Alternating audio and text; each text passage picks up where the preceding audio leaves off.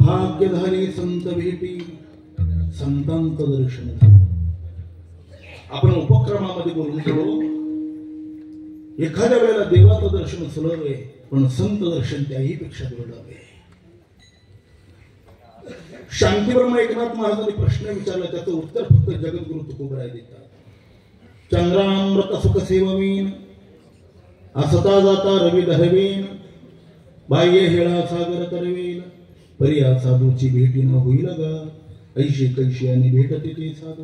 त्याचं उत्तर तुकोबराय देतात. अर्थ काम चाड नाही चित्त, माना मान मोह माया मिथ्या, वर्ते समाधान जाणून नका, साधू भेट देते तया वचिताव, ऐशी ऐशी आणि भेटते साधू. पुन्हा ते वाक्य सांगतो, ज्या दिवशी भाग्यशक्ती आणि पुण्यशक्ती एकरूप होईल ना, त्या दिवशी संतांचं दर्शन होतं.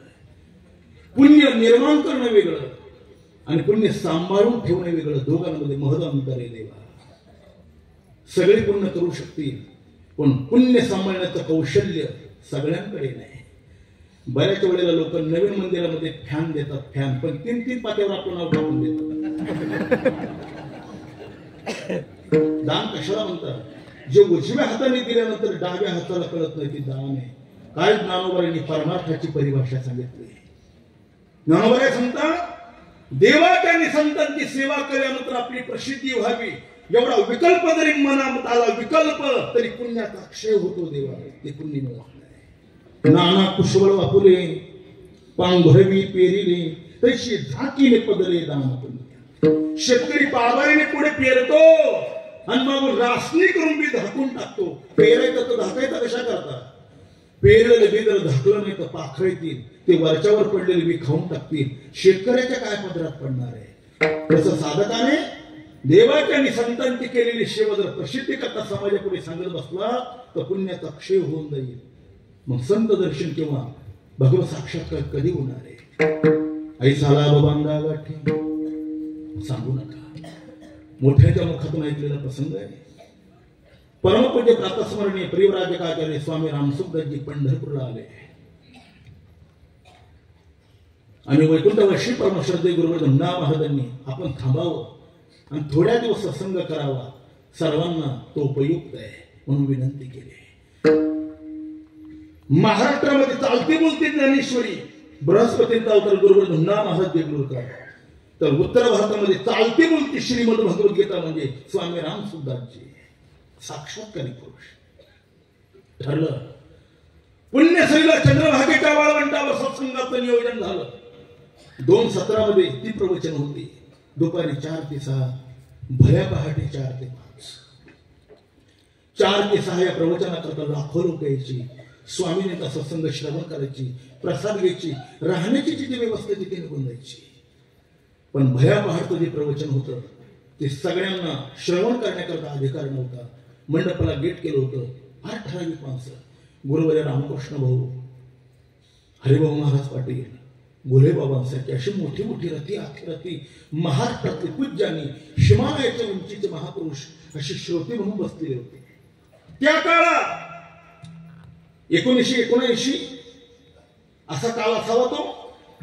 त्या काळात ज्या गाडीची किंमत कमी कमी 70 ते 80 लाख रुपये, अशा भारी किमतीच्या गाडीमध्ये बसून एक श्रीमंत मनुष्य स्वामीजींच्या पहाटच्या सत्संग श्रवणाकरता आलेला होता. देवा त्याच्या डोक्यावर एवढी मोठी शिंडी होती, नाकापासून ऊर्ध्वपुंड्र होतं, साधा शर्ट आणि धोतर घालून खांबाला टिकून तो श्रवण करू लागला. स्वामीजींची पद्धती अशी होती, 1 तासाचं प्रवचन संपल्यानंतर उर्वरित 15 मिनिटं ते तसेच ठेवायचे. कशा करता? श्रोत्याला जर पारमार्थिक शंका निर्माण झाली तर ती विचारायची. अलीकडचे श्रोते काही विचारा, महाराज पाऊस पडेल का? आता महाराज काय हवामान खात्याचं सांगितलं, त्यांना अंदाज आला ना. ते म्हणतात नाहवीला आज दुपारी 12 वाजता मुसळधार पाऊस पडेल. मुसळही पडत नाही, धारही पडत नाही, तर त्यांना कळत नाही. काय विचारावं साधूला? कैने उद्धार पावे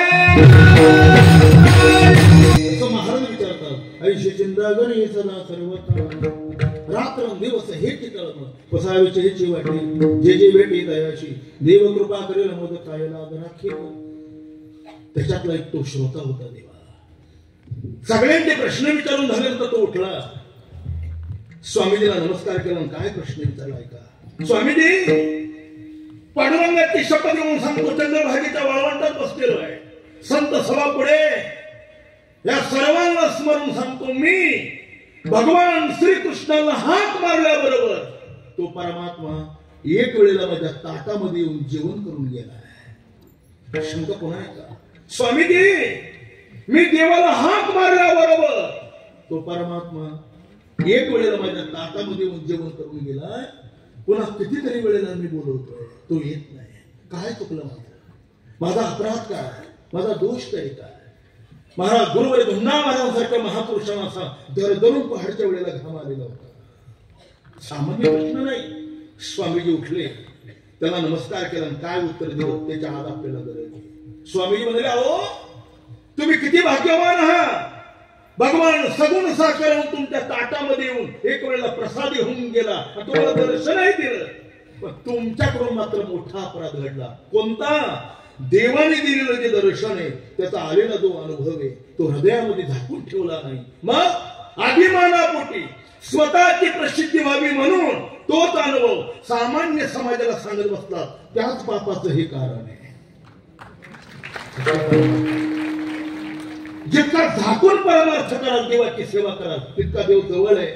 जितका उघड कराल तितका देव जवळ आहे. म्हणून तो तुकोबर आहे संत. तुका म्हण्या एकांतात ब्रह्मे ब्रह्मरस सिंह सदा, किंवा आवडी विठ्ठली. पुढचा शब्द महत्वाचा आहे. गायी नाही कांती फायदा अलभ्यते तिला बघा. ज्ञानोबर आहे संत. पुण्य कौशल्य साधन पूर्वजन्मी सुकृती थोर केली, ती मदाजी फळाशी आली, परमानंदवाची मानशी भेटी झाली या संताशी. किंवा पुण्य फळ रे बहु